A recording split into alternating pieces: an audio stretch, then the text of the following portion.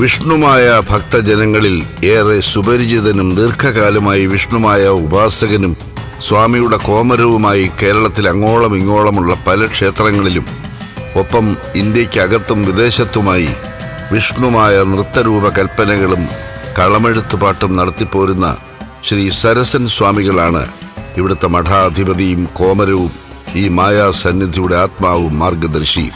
മഠാധിപതി തന്നെ വിഷ്ണുമായ സ്വാമിയുടെ പ്രധാന ഉപാസകനായ കോമരമായിട്ടുള്ള വളരെ ചുരുക്കം ചില വിഷ്ണുമായ ക്ഷേത്രങ്ങളിൽ ഒന്നുകൂടിയാണ് മായാസന്നിധി ശ്രീ വിഷ്ണുമായ ക്ഷേത്രം.